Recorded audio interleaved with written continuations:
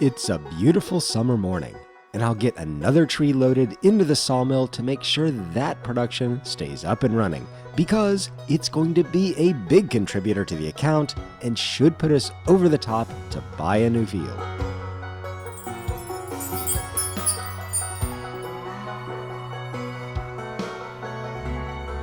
I love the dapple shade down by the lodgepole pines. We're also generating quite a few stumps we have to bump over in the area as well, but it's worth it.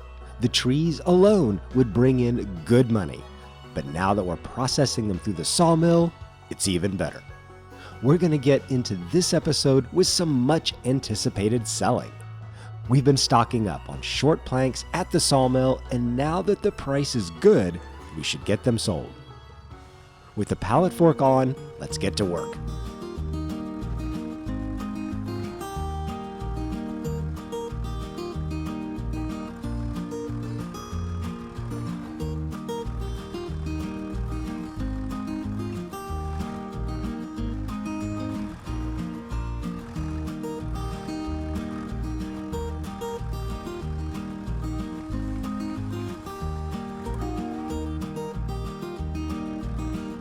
Well, I was going to just sell the short planks, but we got another pallet of each of the long planks and wood beams, so we'll sell all of it. In the last episode, I talked about how the long planks, and especially the beams, can be sold at a decent price almost any time of the year, so we'll just sell everything. This looks like a proper trailer load of milled timber. It's even squishing the trailer tires. We'll get the best price at the playground. Let's see what they're worth. Almost $14,500 from our amazing little Wood Miser sawmill. That brings our total up to about $32,000. A great sum, but still short of buying the field, which is a little over $45,000. But that's not a problem for us. We have a full harvest of silage that'll be ready to sell next month in July, which will be plenty to put us over the top and get the field. Before we move on though, I'll share an aerial view of our property and what'll be the new field. You can see our field with all the grass, which is actually 3 fields combined into one. Then down past the lodgepole pines is the new field we plan to buy in the very light green color. It's probably the peas we're seeing. We will move forward and start taking care of things on the farm, because even if we weren't buying the field, July is one of our busy months. All right, it's July. Let's get down and assess the new field. You can see it has peas and weeds. It's 100% fertilized and needs plowing and weeding, but it's also good on lime, which is great. I don't want the expense of having to lime a new field. We were pretty excited about getting started today, but still have a few hours until the silage is fully fermented, so I'll start cutting the grass and use the time to talk about how we're going to flip the new field. It's fine that the field has peas. The thing is, we can't use peas. As far as I know, the only harvester we can use for peas is this one. And it's outrageously expensive to rent, about $30,000. It's a very costly machine. And there's almost no way I think we'd get back $30,000 in peas off the field to cover the cost. The field is just too small. So there's really no sense trying to do a harvest. In fact, even if it was something like wheat where we could lease a much cheaper combine, it would be doubtful we'd make a profit. The field's just not very big. But I do have a plan for converting the field into something very profitable very quickly. There, the grass is done. We'll drop off the mower and go get our baler. We'll get everything on our current field all set and ready to wrap for silage as soon as the existing silage is ready to sell. I'll stop off here for a moment and show you this other field I have my eye on. Ben also owns this one, and it would be a very nice addition, but it's a good bit more expensive. I think because of the trees around the perimeter that come with it. And it needs lime. So it'll just have to stay on the watch list for now while we start baling.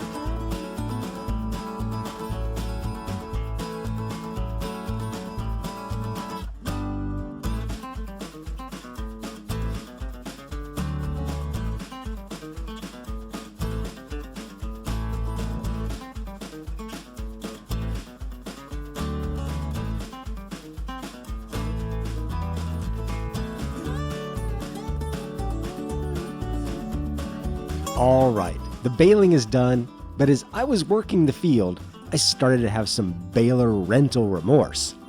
I realized that after the cost of the baler rental fee, we might come up a little bit short on buying the field. I might should have waited renting the baler.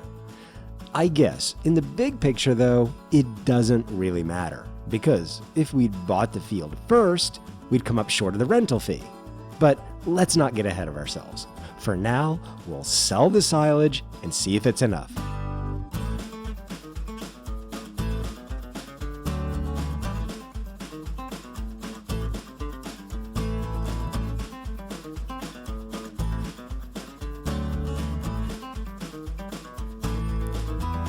About $6,500 to the account from the first load.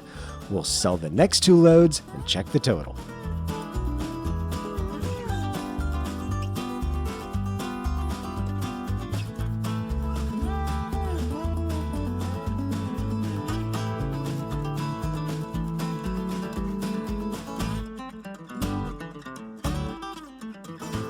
Okay, this is the third and final load. We need $45,720 to buy the field. It's gonna be close. About $700 short of getting the new field. However, our farm has grown enough in the series where we have some self-sustainability. So loading and selling a freshly cut tree should give us all the money we need with plenty to spare.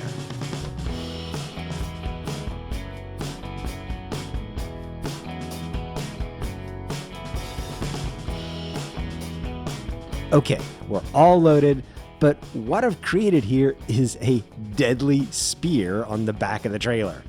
I mean, can you imagine getting rear-ended with that? This is our first direct sale of a lodgepole pine that's fully mature. I'm curious to see how much it's worth. Oh yes, almost $6,500. That's a really good return for one tree. I'm sure we've got 30 trees still left out of the original 40. So that's easily over $180,000 in raw wood alone. And we're increasing that value running it through the sawmill. So yeah, the trees were a great investment. And I'm glad we planted a bunch more in the previous episode.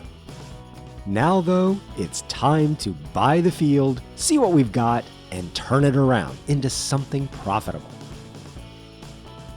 There, the land is ours. Let's go down there and take a look at exactly what we've bought. And we've still got over $5,000 in the account, which is what we wanted. Okay, it's still fully fertilized. It needs plowing, we knew that. It's all set on lime and has no stones yet. So here's the plan. We'll get ourselves down to the store, make sure the tractor is all fixed up on the way, and rent ourselves a plow. Now, I used to be a little anti-plow in the game, but lately I've become more and more a believer in the power of the plow, and it's perfect for this situation. As I plow, I'm doing several things at once. I'm tilling in the peas, which as I explained, I really can't harvest and use the peas. I'm taking care of the needs plowing condition the field had. Remember, it's hard mode, so we have periodic plowing turned on, and I'm killing the weeds. The surface cultivators and disc harrows will leave behind weeds, but the plow makes the field weed-free, which will save me more money right there. So we'll finish the plowing and let it do all the 3 things all at the same time.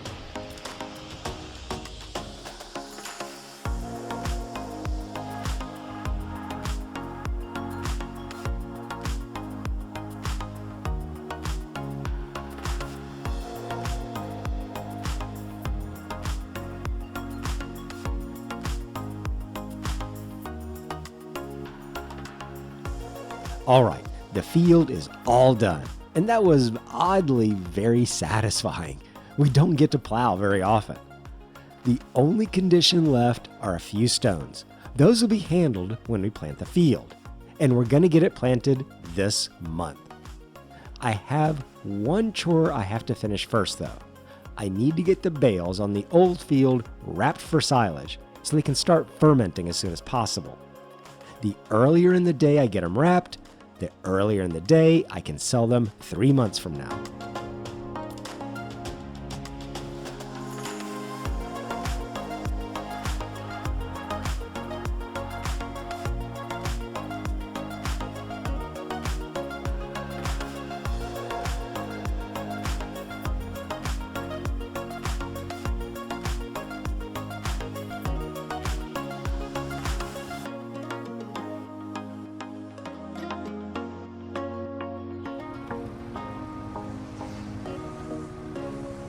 Another sausage of silage being pushed out.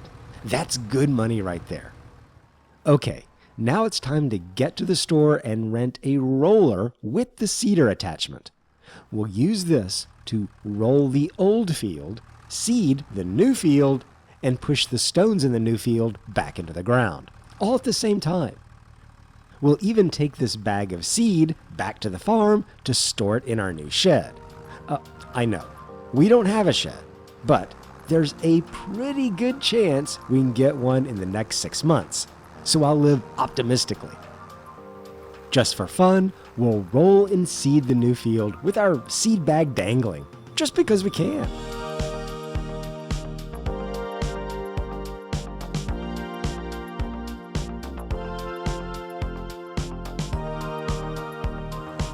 There, it was very quick and easy. We'll now take the roller over to our old field and roll it for the second application of fertilizer. And what we'll have at the end is all our fields, old and new, completely in sync and ready to give a high yield harvest in October. Let's deposit the seed bag in our holding area for items and finish the roller.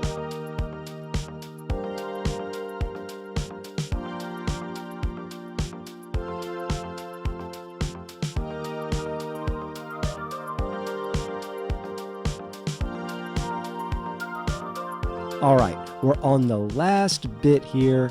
It's been a beautiful sunny day in July. Nothing at all to complain about there. Let's throw out the leftover seed from the machine, return the roller, and settle in for August. More and more months now, we're going to have little chores we have to do to keep everything running smoothly. So we'll start out today scooping up some loose grass for the goats. I'm also in admiration about the 3 full pallets of goat milk with a 4th on the way. When it's time to sell the milk, our bank account should definitely feel it. As long as we have some spare time, we'll get the water tanker hooked up and filled down by the river. As a reminder, we don't own the tanker. It's on a permanent lease, but it's very cheap at $58 a month, so it's not really a big concern. We'll go ahead and move this leftover bit of seed to the pile of goods behind the mushroom house and finish off by dropping the tanker back at the goats. They'll be needing the water again long before the mushroom house. What I'll also do for the goats is retrieve this one lone bale we accidentally ejected down by the pine trees. This one we'll use as goat food and lay it directly in the trough. The goats will love that. We've got one last thing to do here in August, and that's sell off a couple pallets of wood from the sawmill. There's only 1 pallet of each, the long planks and beams, and the playground where we get the best price is a pretty long way on the map, but we're going to be storing up several of the short planks here in the next couple months, so we might as well clear the inventory. Almost 6,000.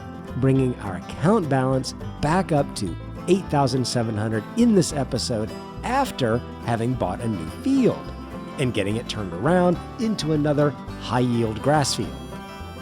I'm excited to see how many bales we'll be able to get off the new field And I'm really glad we were able to get it bought and flipped around quickly, which will give us 2 harvests before the end of the year.